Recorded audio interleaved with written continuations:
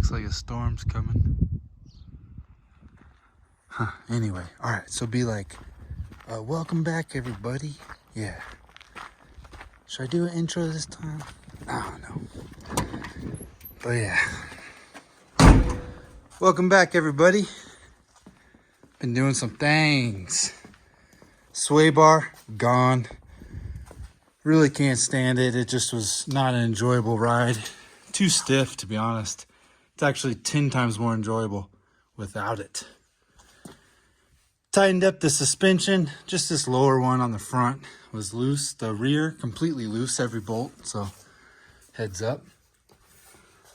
I actually added some spacers because without a long travel and wide body, boy, it looks silly. So, 1.5 inches each side. We started hitting the cab mount. There's the kind of normal angle, as you can see. I just chopped top and bottom with a grinder and hammered it back, re-welded it. There we are. I kind of went romping around, drifting a bit, and I kind of was hitting right about there, so I might have to grind it just a little bit more, but for the most part, a lot better. That seam bashed it. Let's see here, the hole that's in here, took care of that. It's not 100% perfect, but better than a hole. Let's see, the muffler, just way too quiet. I mean, especially with catalytic converters, you can't hear anything, so. Cherry bomb, I took the bracket from the old muffler, just tack welded it right there onto the pipe, threw some paint on it. It looks fine. Sounds even better, actually.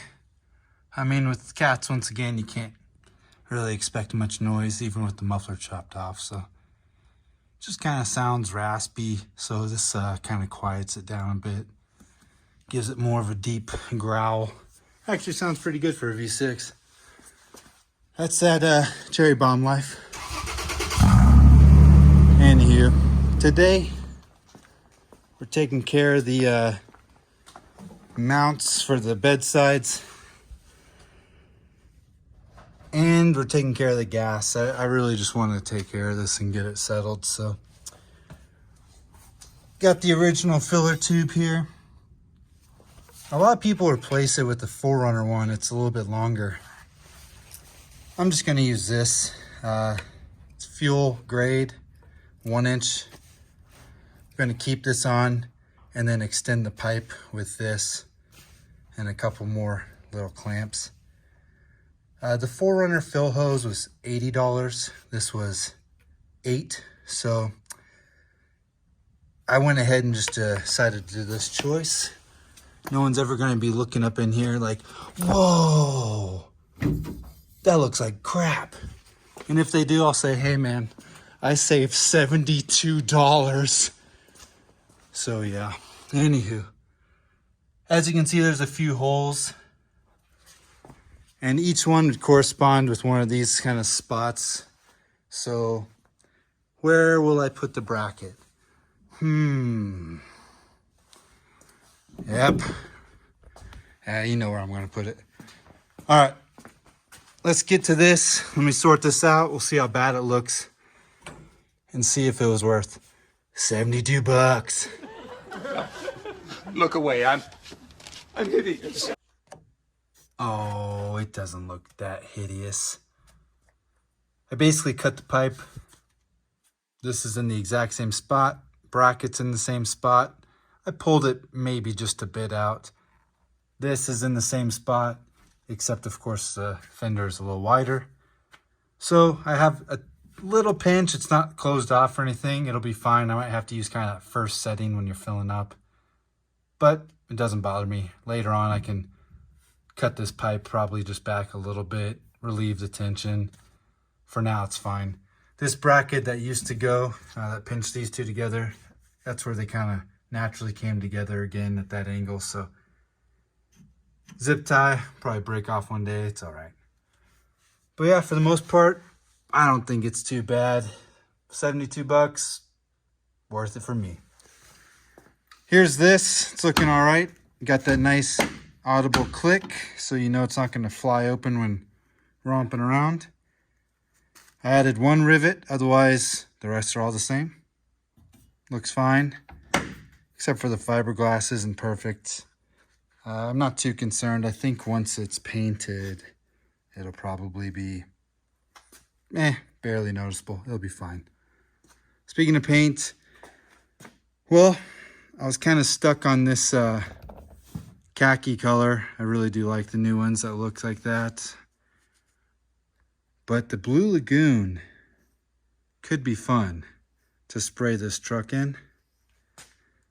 Let's let Brooke Shields decide. The satin khaki or Blue Lagoon? Blue Lagoon? All right, definitely not going to paint it Blue Lagoon. I really do like this color. It's kind of my #1 choice right now that I've been thinking about.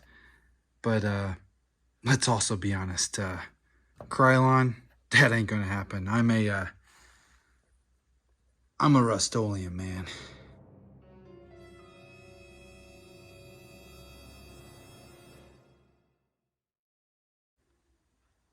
All right, enough of that goofing around. Oh. I'm going to go ahead and just cut this bracket in half.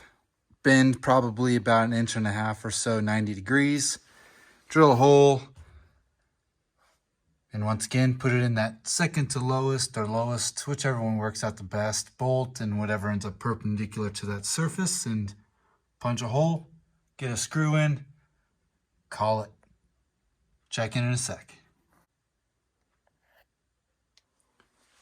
Okay, went ahead and chopped off part of this, as you see. This is the angle that's in here. That's gonna kind of go down there, as you see. End up with a couple holes, kind of changed my mind on where to put this little hole, but as you can see, I went with this second post here, or second little hole. It'll go right there, and everything's kind of bent to work exactly as it should. I'm gonna throw it on real quick. We'll check it out. All right, there it is. It's bolted in. Factory location for that side, of course. Normally all of those are something. I don't need that many. I'll go ahead and clean that up and paint it before we finally install it. And yeah, that's about where that one ended up. So they're kind of a little bit of a mirror. Close enough, looks good to me. The other side will look the exact same. But yeah, that's that. And the whole point of this was so, well, that's about as stable as we need it to be. Let's go ahead and start this on up here, give y'all a listen, and finish up for the day.